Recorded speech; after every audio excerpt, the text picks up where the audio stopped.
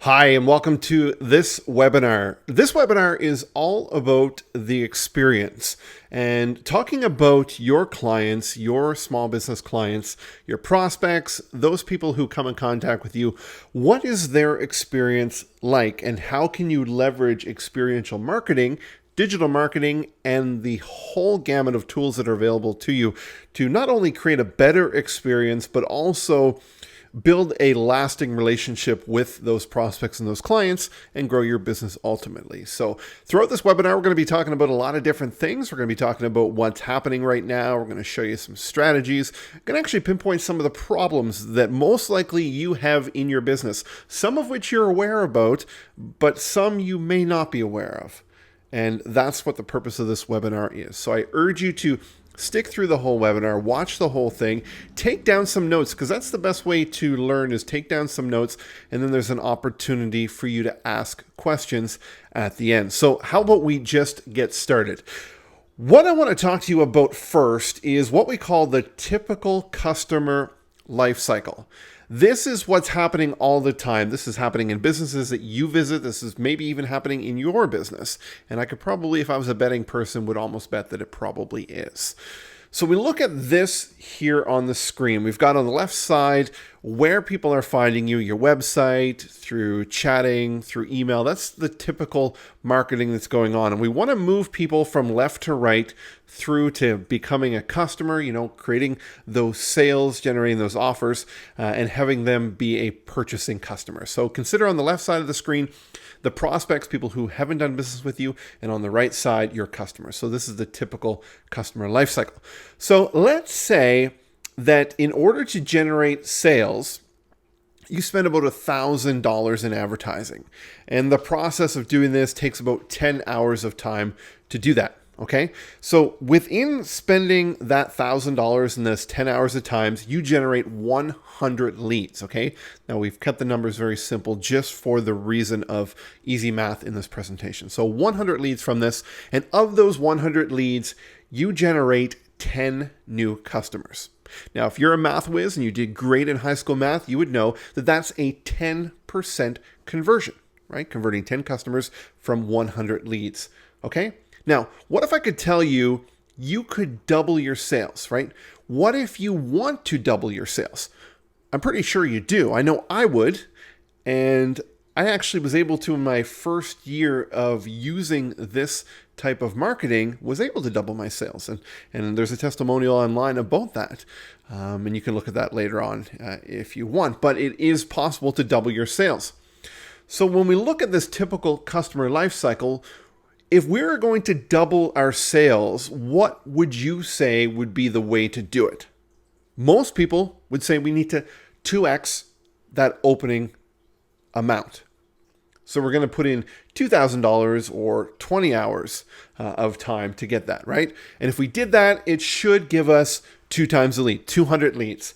And in fact, then give us 20 customers. But there is a better way to grow sales without doubling everything. Believe it or not, there is a better way to grow your sales without doubling everything. And the key is this: lost traffic. And I can guarantee right now that probably while you're watching this webinar, you are having people come to your website and you're losing traffic. Let me explain what that means. So you got people that come to your website, you got people who are talking about you, doing chats, maybe it's even web chats, or they're sending you messages, or there's email that's happening there, okay? At this point, when people are coming to your website, and that's the easiest one to mention, you are losing traffic. Traffic is bouncing off of those channels and going into the forbidden trash can, so to speak, okay? Now, what we tend to do is we tend to focus on our sales and those hot leads, okay?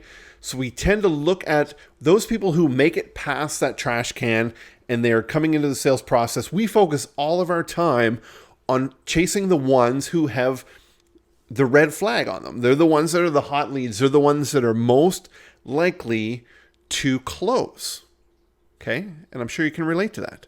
I was guilty of this When I first started my business, way back when, it's natural for you to want to go after the golden goose, slay the big mastodon that's out there. That's what we are programmed to do.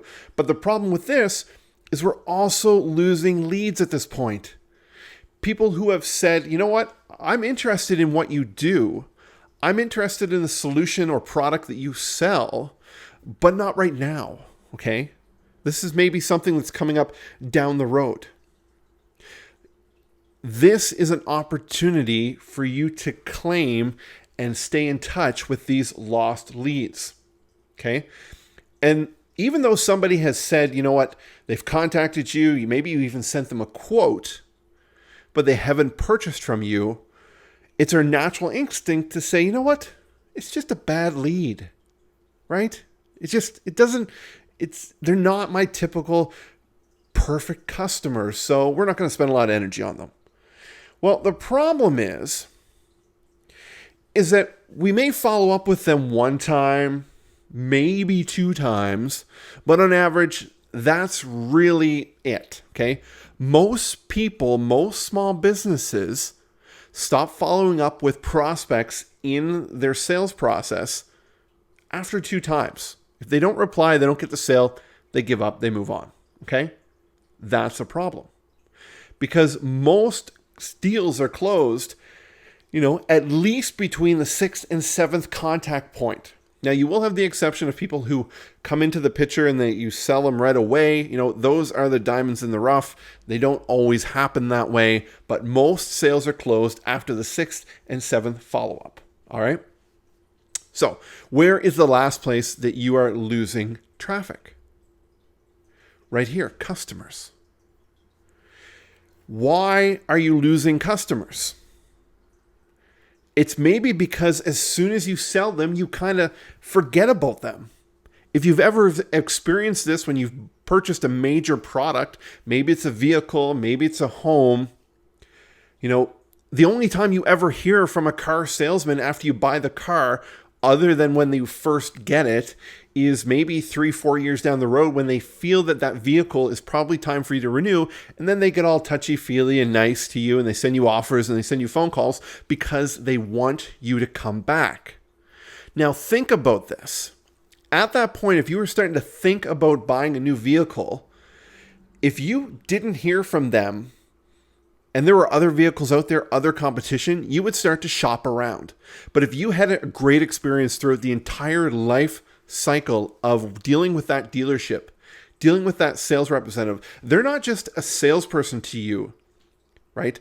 They're a friend. They're somebody who has been in your life throughout the entire lifespan of owning that vehicle, right? Maybe they're sending you Christmas cards. Maybe they're just calling it randomly and checking in, seeing if there's anything they can do, right? That's where the power is. And I ask you this question. 65% of customers leave a business because of what? Indifference.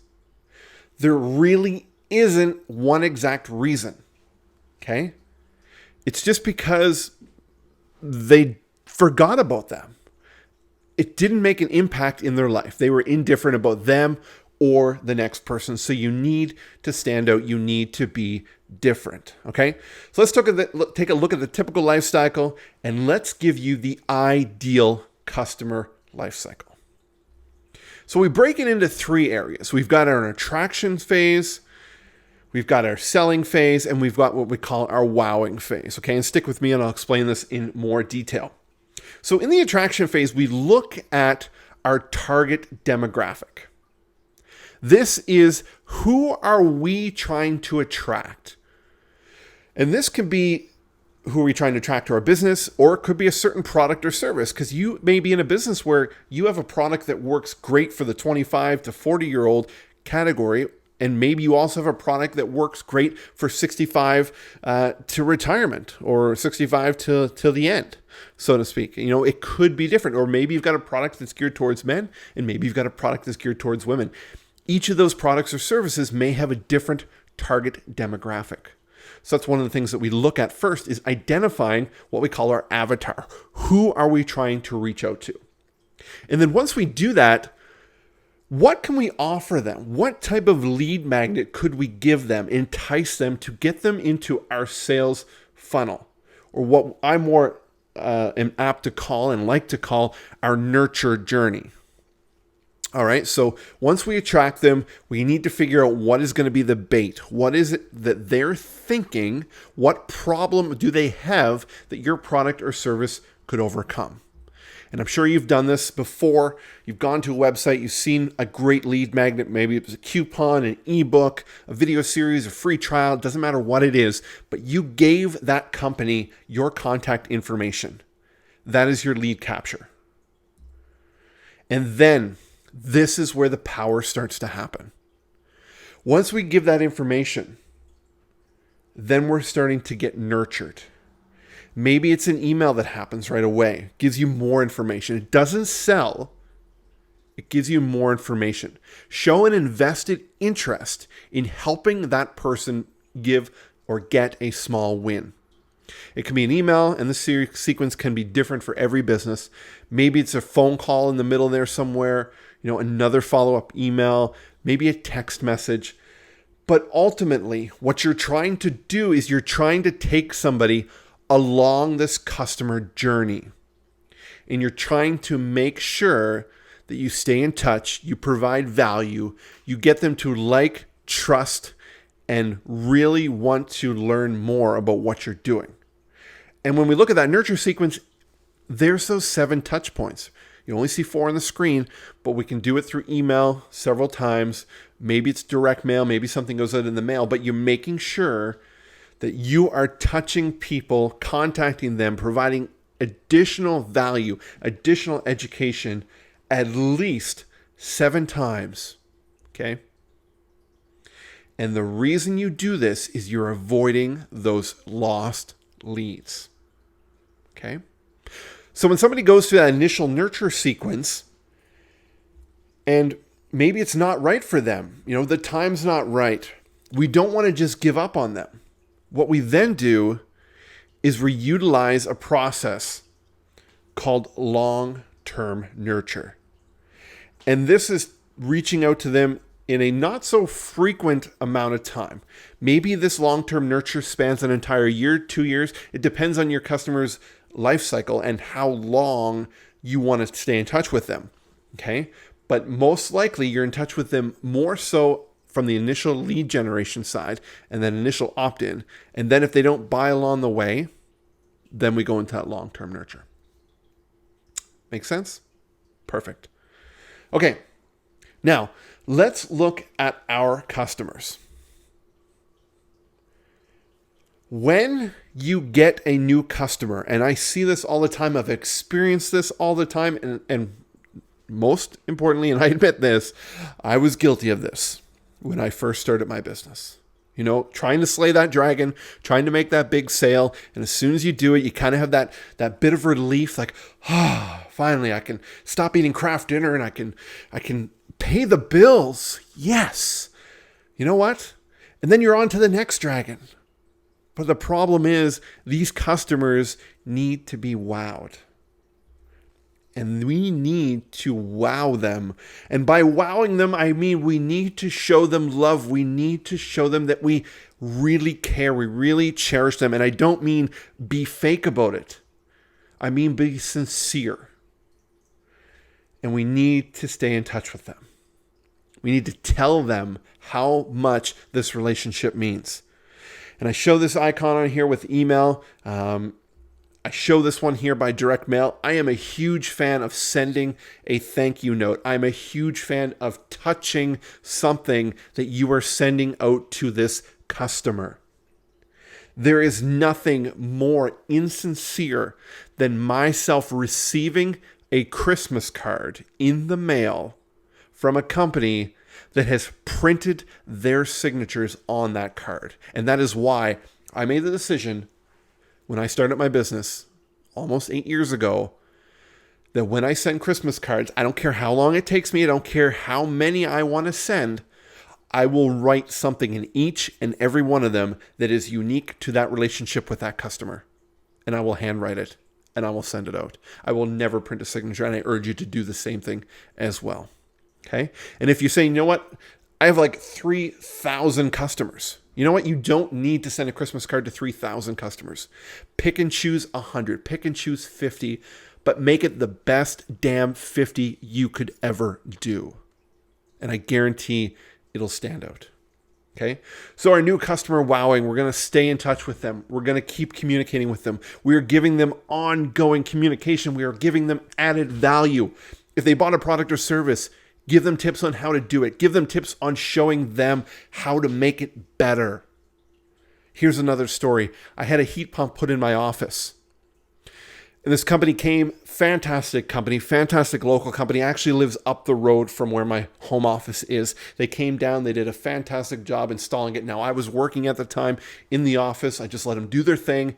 And at the end, they're like, here's the remote. You know, you press this, show me this remote. Off they went. Well, I wasn't in the mindset to pay attention to that.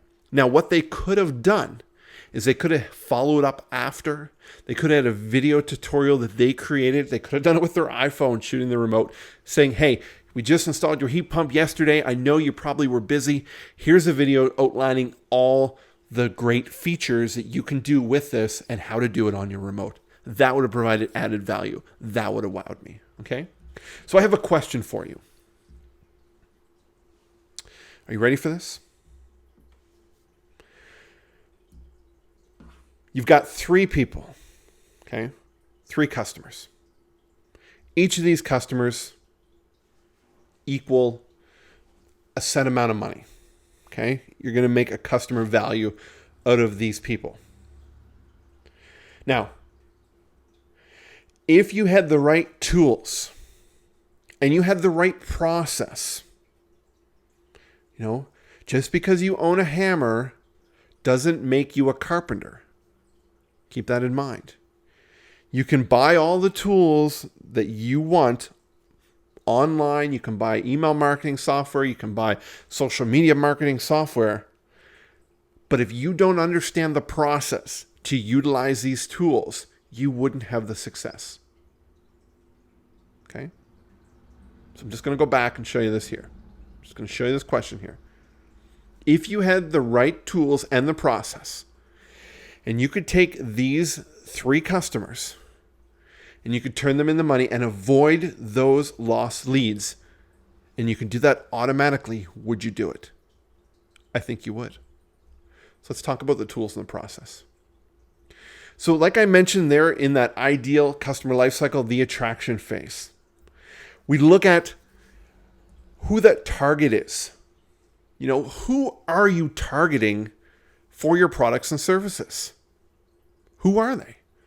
What are their age ranges? Are they male, female? What are they interested in?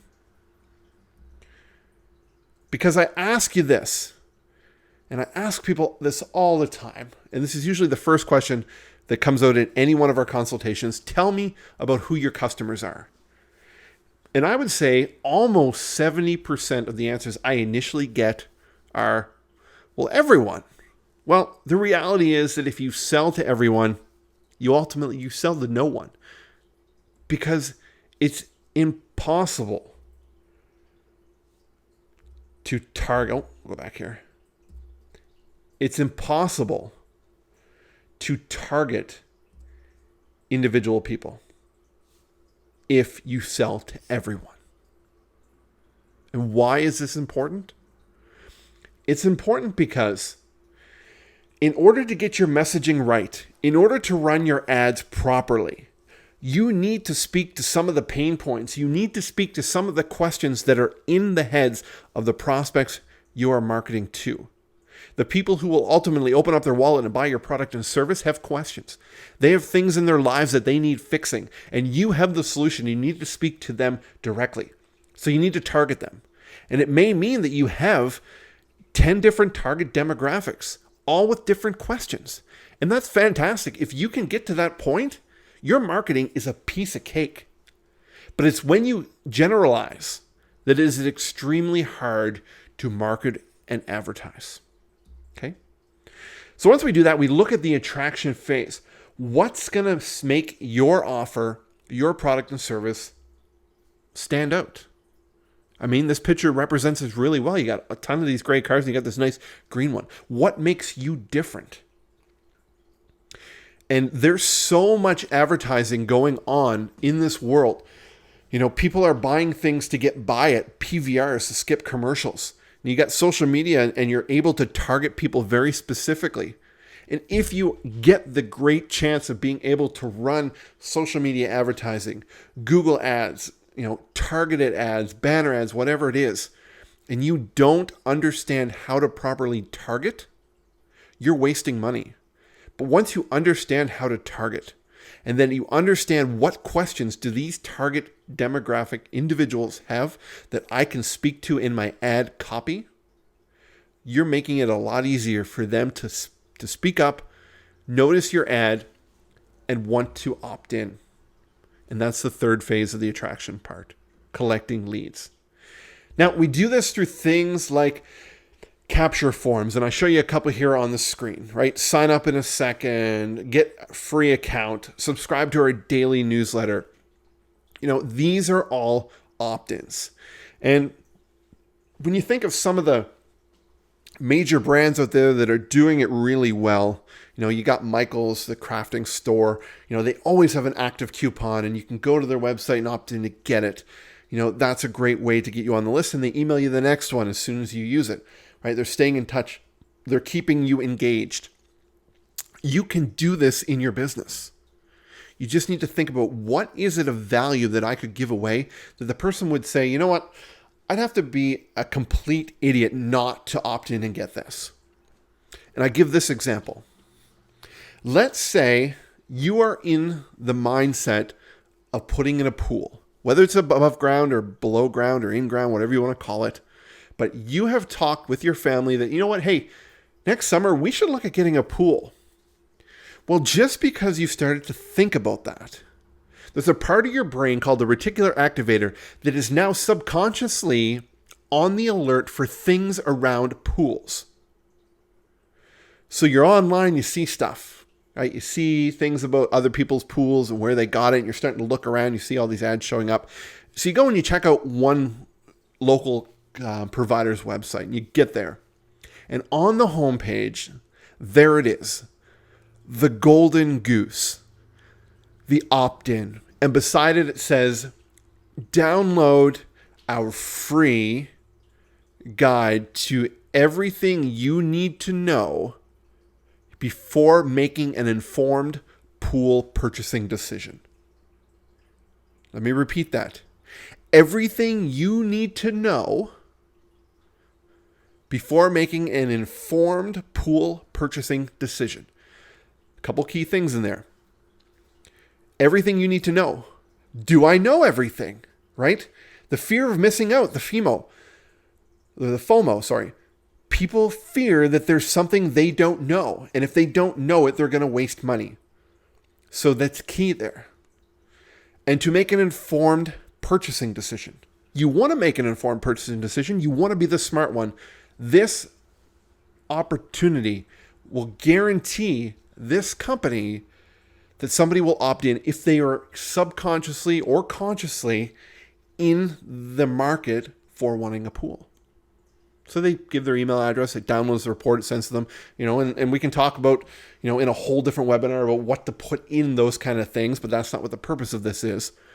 But the purpose is you need to get their information.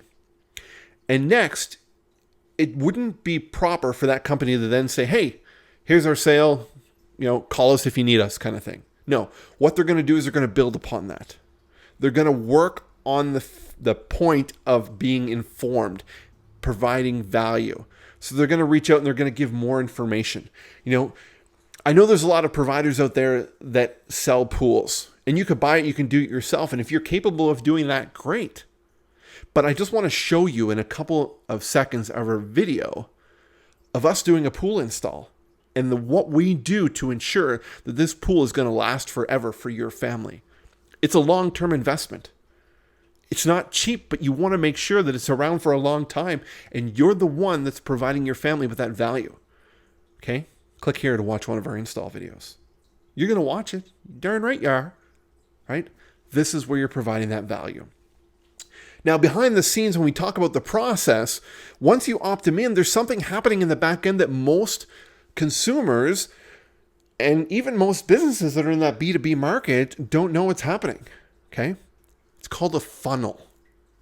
And every marketing person, every company that does marketing well has a marketing funnel. And there's tons of them out there. Here's just a screenshot I got when I Googled marketing funnel images. Okay? So when we look at the marketing funnel, I'm going to break it down here in really 4 steps, 4 basic steps. You've got awareness. This is where somebody becomes aware of either your business or your solution to a problem. And it can be done through social media, blog posts. It's a great way to get your name out there, but becoming aware of what you're doing. It's called the awareness phase, and it's the top of the funnel, right? And I don't think I need to explain what a funnel is. We all know the shape of it and what the purpose is. Leads in the top, sales at the bottom, that kind of thing. So awareness is the first step. So once they're aware of you, then they move into the consideration phase. This is where they're now on the verge of making a purchase decision. And now they need to figure out, well, who am I going to buy this product or service from? So they're moving into consideration phase. And when we get into doing our consulting and our training with our clients, we break this down very granular. And we have different parts of the marketing campaign that speaks to those different things. And you need to talk about different things through each of these. So awareness and then consideration. And then it's recommendation. This is where a lot of what we call social currency comes into play. Once somebody says, you know what, hey, we should get a pool. We're going to use the pool as an example here. We should get a pool. Your wife says it, your kids say it, whatever it is, okay? So you're in that awareness phase. You're looking around. You're going to check out some things. And then you go to that website. You download that free guide. You start to read it. You're considering it. You know what? These guys really know what they're doing. They're sending me some videos. They're educating me. They want to make sure that I know what I'm getting myself into. So what's the consideration? Okay, perfect. I think these would be the great option, the great business to do it. Now we're going to go into that recommendation phase. What are you going to do? Well, like most people, you're going to ask people you know. Hey, we're thinking of getting a pool, and I've been doing a lot of research, and I've been looking at this pool company here in town. What do you know about them? Or I go online and I look at some reviews, right? Now, if you were taking a trip and you were looking at a different resort or a bunch of resorts, and you went to their websites, they're all going to sound fantastic. They're all going to sound like the best possible experience ever. But if you've ever traveled before, you're going to check out TripAdvisor. You want to see the words of people who have been there and done it before. That's why online reviews are huge. And that's why social media is huge for your business. You need to be getting recommendations. You need to be getting testimonials because your clients, your prospects, your future customers, whatever you want to call them, are going to be looking for this. And then once they buy, you've got the purchase process. Okay. So that is a basic marketing funnel. Now we've worked with clients and we've developed marketing funnels where they've been more in depth, but for most small businesses, these are those 4 steps. I want to give you some examples here. So let's look at the awareness phase. So here's a local meat company here in the area that I'm in. Awareness. Where can people see them? All right. So we got their logo. We see that all the time. There's their store on the bottom left. On the right-hand side, we got a local radio station. If you can't tell from this picture if you're not aware of it, but on that back window it says Jimmy Dogs. That is a product of this Meadowbrook Meat Market, okay? And they are a sponsor of this, and this cruiser's out all summer, and they're a major sponsor. So you're always hearing the name. People are becoming aware of it, okay? So that's when they're in that awareness phase. And now they're in the consideration phase. So they go to Google, where to buy fresh meat in Kentville. It's the area we're in. Here's the Google searches. As you can see, what shows up here, number 2, Meadowbrook Meat Market. All right, showing up on the screen. Now, there's another one that comes up above it, but that's okay. Okay, it's okay if you're not number 1 that's on there. But this is the consideration phase right here.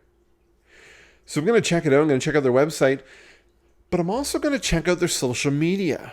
And I'm going to come here, and what's it going to tell me? Well, when I come to the page and I want to check it out, I want to see some other stuff that's coming out. So myself, I'd click like, and I'd become a fan of their page. But then I'm going to start to look around. Ooh, very responsive to messages. So if I want to message them with a question, they're going to reply pretty promptly. They're very responsive. Then I'm going to look down here, and I'm going to look at the reviews. 4.8 out of 5. Well, you might be saying, well, if they're that great, why aren't they 5 out of 5? Well, not everyone's going to be 5 out of 5. You can't please everyone, but 4.8 is pretty darn good. So I'm going to go check out the reviews. So it's going to show me here, you got 5 stars, 47, 4 stars, 6, 3 stars, 2. And then on the right-hand side, you're going to see some of the reviews. Some of the stuff that's said here, the quality and service, not to mention the roasted pigs and salad, yada, yada, but the quality and the service. Some key things that people are saying. The products are so fresh. These are great. Right? So this is that recommendation phase when people are starting to figure out what other people have had for an experience with these potential customers or companies that they want to do business with. But we know that the grass is not always green. There's some negative stuff. We're going to check those out too. Right? So I looked at those 3s that were there. Well, people clicked a 3, but they didn't give any description. So really, maybe they're 3. Maybe they don't give 5s. Some people just don't give 5s.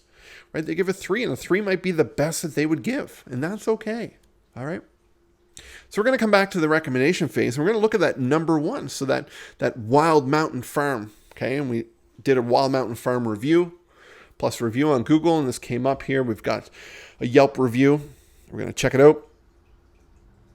And there it is right there. And we're also going to see that on the right-hand side, reviews, be the first to review. Nobody has reviewed them on Google, and maybe not. Maybe that's okay. They're not on Google that much. As I can see right above that, it says claim this business. They haven't claimed their spot, so they haven't been actively promoting the Google reviews. But at least they're on Yelp, right? So I can kind of check that out. But when it comes to looking at the recommendation phase, and I go back to the Facebook page of Meadowbrook, which to me is, as of right now, my number 1 choice when I'm looking for fresh meat. They're in the community, they're sponsoring events, there's great reviews and everything. What am I looking at next? Social currency.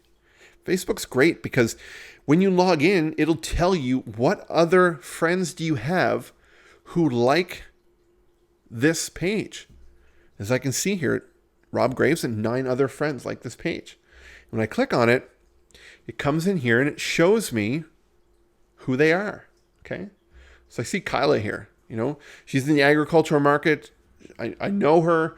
I'm going to ask her a question. So I'm going to click on her and I'm going to ask her a question. I'm going to go into Facebook. I'm going to do a Facebook Messenger. Hi, Kyla. I trust your input and advice. I'm considering getting some fresh meat for my family from a local provider. What are your thoughts on Meadowbrook Meat Market? Okay. So I'm sending a question. I know she likes the page. I know she's aware of them. Most likely she's probably bought products from them. Okay. So what's my preference? Is it going to be the Wild Mountain Farms, or is it going to be Meadowbrook Meat Market? Okay. If you followed along and you've looked at this and saw what I saw, you're probably going to check out Meadowbrook Meat Market first. Okay. That's what I would do. And probably that's what most people would do. Now, when we get to that purchase phase, what do we want to do? We want to make it easy to do. We need to deliver on all expectations, and it needs to become an experience. Now, you might be listening to this saying, you know what? I don't sell a physical product. I don't have a retail outlet. I'm a service provider. I do mortgages. I do financial. I'm a life coach. I'm a chiropractor, whatever it is, right? But the purchase phase needs to be easy. There is nothing worse than going and getting a service or a product and the way to pay is extremely hard and painful. I'll give you an example. I needed to get some printing done for an online course that I'm doing where I actually send out a binder to our coaching clients. And I decided that I wanted to go to a local printer. And I went in, I actually was able to send the files, that was good. And I went in to pick it up, and I had my little son with me in my arms, and I went in and I had my credit card in hand to pay for it. You know what they said? Sorry, we don't take credit card. It's either cash or check.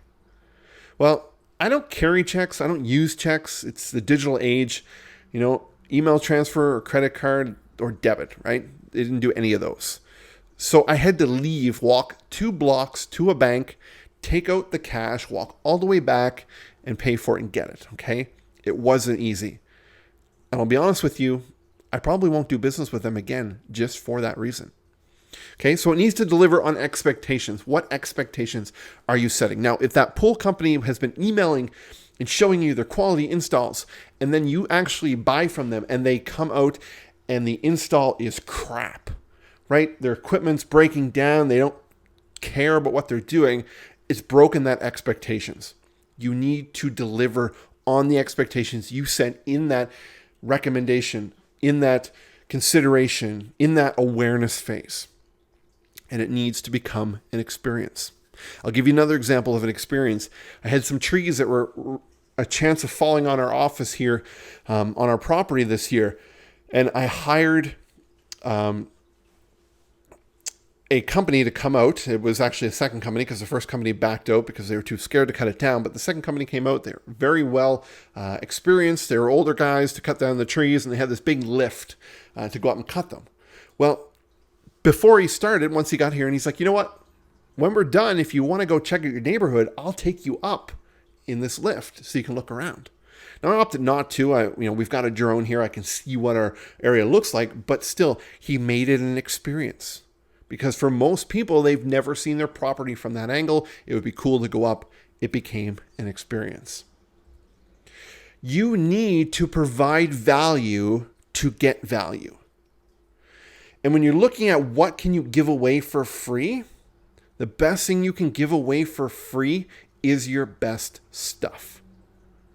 Now you might be saying, Sean, you know what? I can't give away the farm. No, you can't. But you can give away awesome value. And when you give away awesome value, it doesn't look like you're standing there handing out your hand wanting money. You want to truly help your customers achieve the goal they want to achieve. And when you do that, you're going to get value. So now we look at the selling phase. Okay? Let's break this down into 3 areas. When we're selling, we are educating first. We're going to do offer, and then we're going to go close. Okay? So educate, key word in here.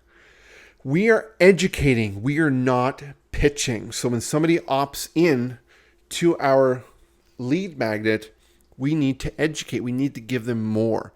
Teach, teach, teach, not sell, sell, sell. Once you understand that, you've got a winning combination. In order to do that, you need to understand, what do your prospects care about? Is it price, right? Are they shopping around on price? Are they shopping around on convenience? Are they shopping around, or do they have an urgent problem? Like, what do they care about at that time of when they come and find you? And when you know what they care about, you can then make the offer. So when we look at these stages, the awareness, consideration, recommendation, and purchase, we need to figure out what makes sense for your business to put that offer in there. And you can have different offers for different transition periods. When it's an awareness phase and somebody's becoming aware, maybe there's an offer for a free educational webinar, just like the one you're doing right now, right? You may have become aware of who we are, what I'm doing, the marketing that I provide to our clients. And you're like, you know what? I'm going to opt in for this webinar. I'm going to check it out. I'm going to learn something out of this. This is great. Win-win, right? And then it could go in the consideration phase. Maybe there's an offer down the road after consideration phase to buy a small dollar offer, right? A small dollar product. We call it a tripwire. And this is used to make somebody convert from a prospect to a customer. Okay.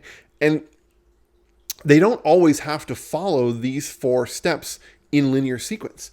Somebody can go from that awareness phase to purchase and become a customer and skip consideration recommendation.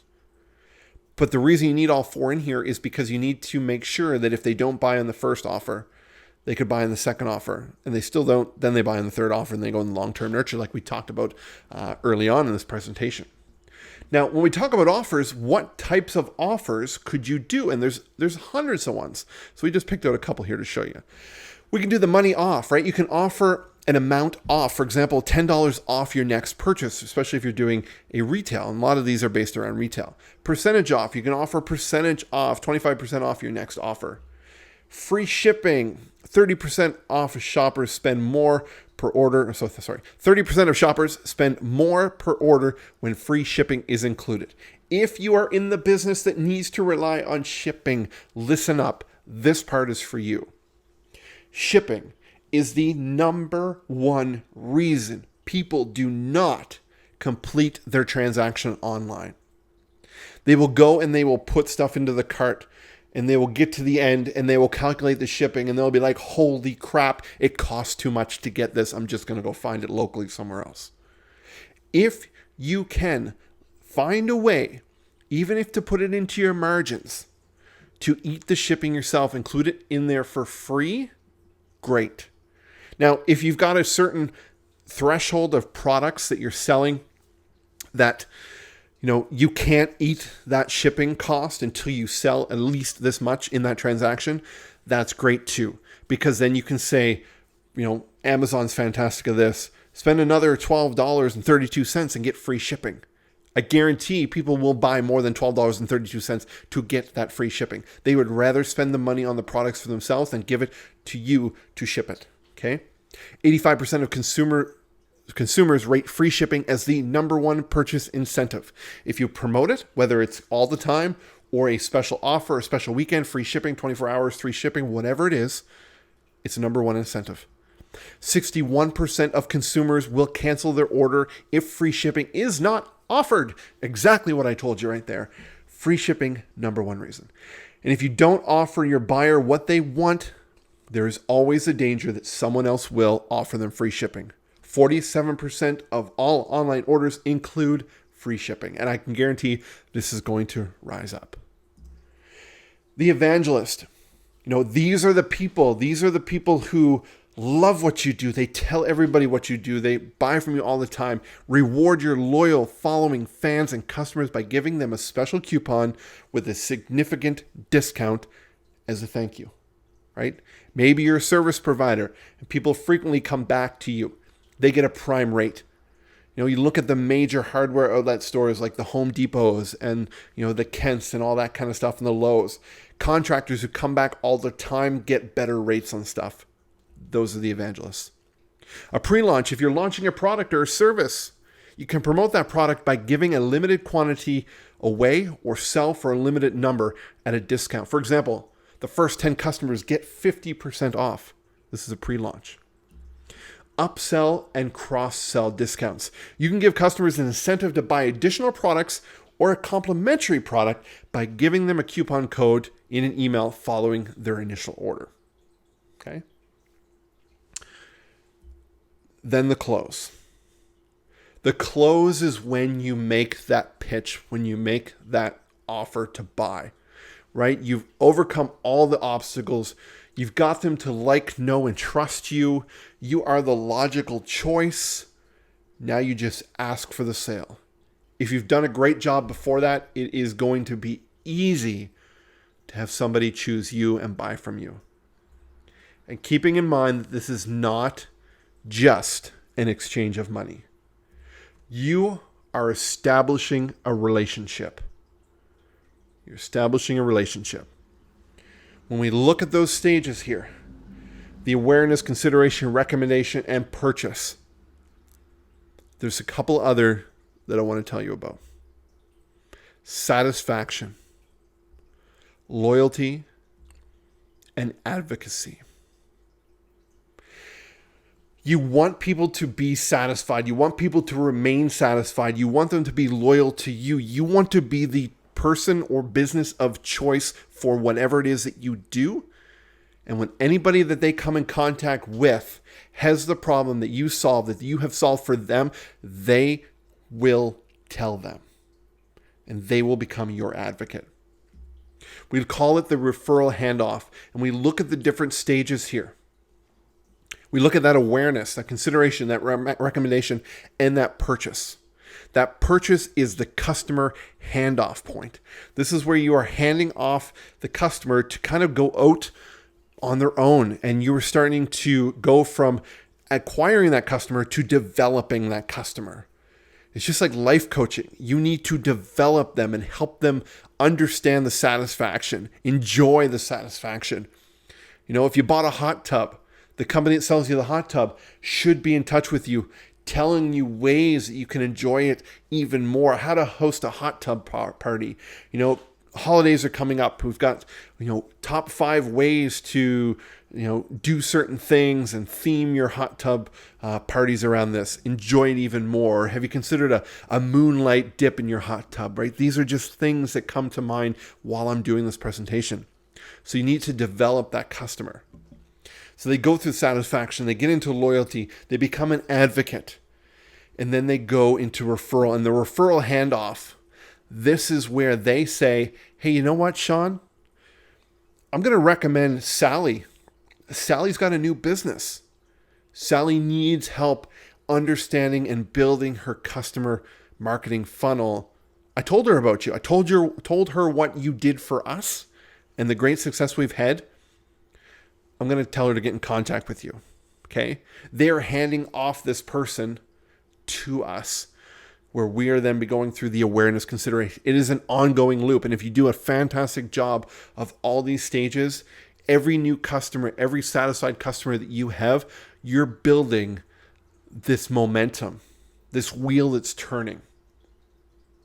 You see the power in this? I hope you do. Because there's ultimately 3 ways to grow your business. When we look at number 2 here, increasing the frequency of purchases, okay?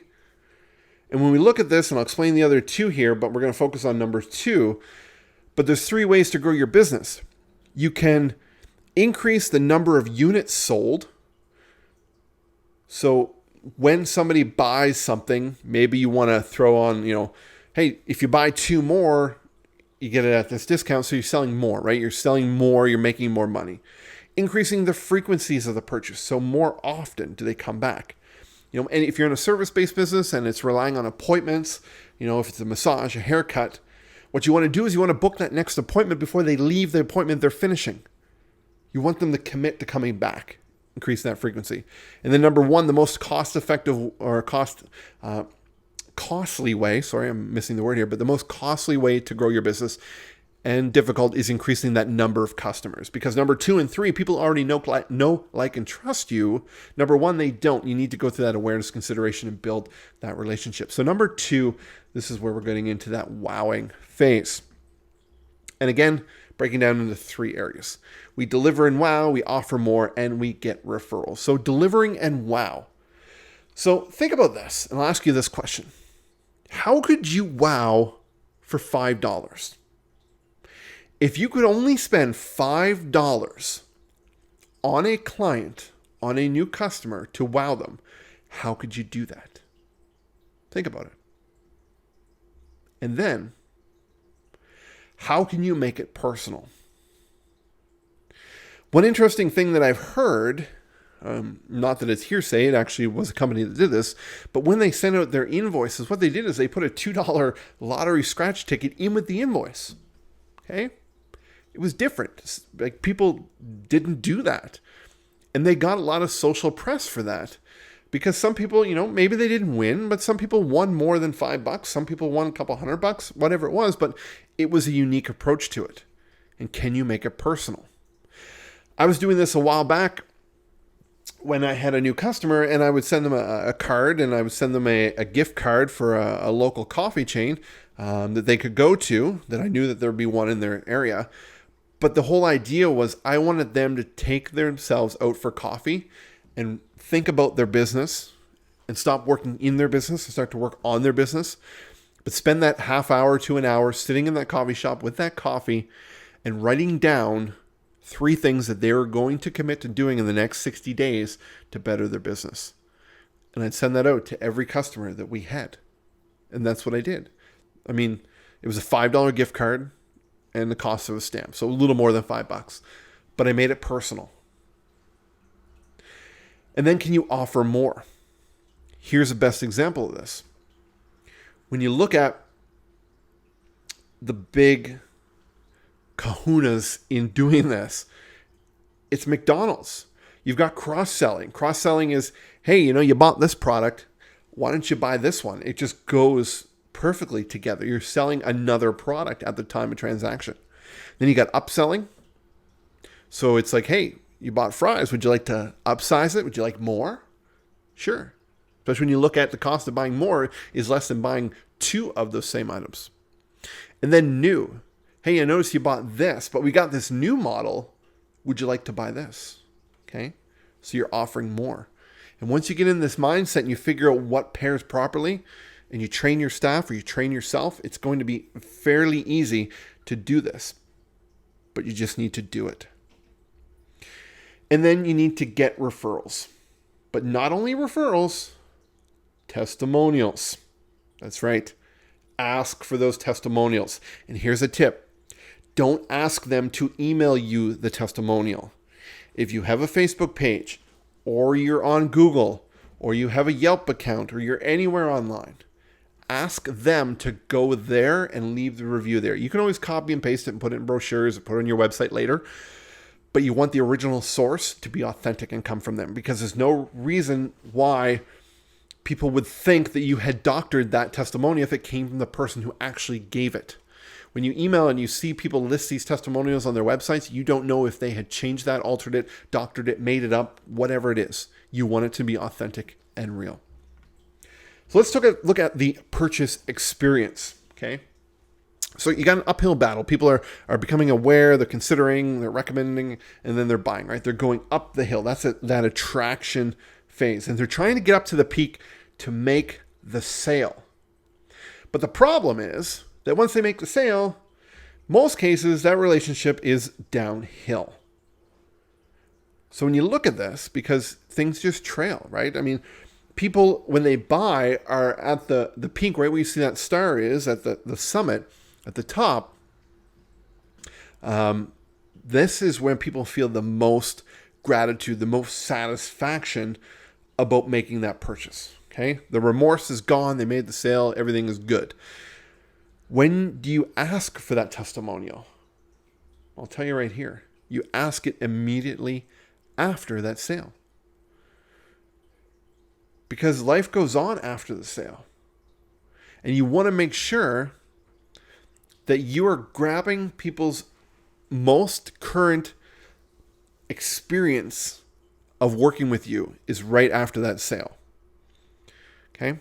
And I don't show it right at the top. I show it, a little bit down, because you want to make sure that if it's a thing that they are having to use, utilize, try, experience, that they have a chance to do it, and they know that the product works or the service works and it does great things for them, right? So they don't give you the credit card to buy the new pool, and then you're like, hey, give me a testimonial. No, you deliver the pool, you get them installed, you make sure they use it, help them use it better, then ask for the testimonial. You don't do it, a year down the road. All right? But when is the right time to ask for a referral? All right? The referral ask needs to be a little longer, because people want to refer you to people they know once they know that you care about them.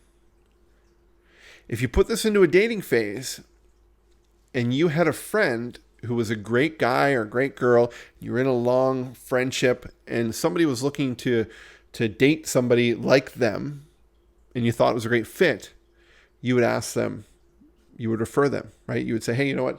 I got this friend. She's great. He's great. Maybe you guys should meet. And you only do that because you know what type of great person they are, and you have a relationship with both of them. The reason the testimonial and the referral are different is because the testimonial is talking about the process. It is talking about the process of making the purchase and going through working with your business. The referral is results-based. That's the difference between the two. Testimonials versus referral. Tips for asking for testimonials. Show respect for their time, right? Don't make them do all the work. Don't pigeonhole them. Show appreciation. And what I mean by this is we get so many surveys where they're asking you to spend 10 to 20 minutes and fill out all these things on a scale of 1 to 10. How blah blah blah blah blah would you be to do this and things like that? How was your purchase process? The problem I have with this is that your 7 is different from my 7. And as a business, when I see a 7 come in, I interpret it based on what my perception of a 7 is, not what yours is. So what I ask people to do is when they ask for that testimonial, don't ask them to rate you. Give them an open box to say, tell us what you thought about the experience. And then at the bottom, you have a checkbox to say, would you mind if we use this as a testimonial on our website and so forth? Or once they submit that, if it's a survey, you can say, great. If you would be so kind to go and post this on our Facebook review site or give us a review, please do so. Okay, make it easy for them. And that's what I mean by don't pigeonhole them into a certain thing. And if you show appreciation, once they submit it or they do it, thank them, give them something of value, but make sure that you show them that you cared about them doing that for you. Making referrals easy. You need to make it easy. I'm working with a client right now who went through a process before. It's something that they did a couple years ago and they kind of strayed away from it, but we're reincorporating it. This is they're a service-based business. And what they do is they mail out a survey sheet, right? And there's a lot of spots where people can write in, what they thought about it. But when they mail it to them, they include a self-addressed stamp envelope. And all the person has to do is receive it in the mail, answer the single sheet, throw in that envelope, drop it in the mailbox. They don't have to put a stamp on, they don't have to address it, nothing. It's already done, extremely easy. And then what they do is they take it back and they make a photocopy and they put them in a binder in their waiting room. Even the bad ones, right? They show the bad with the good. And people really appreciate that. Make it extremely easy. So we look at this, the phase. This is the ideal, right? We look at the typical at the beginning, what's happening, where you're losing all those leads, and then what's the ideal.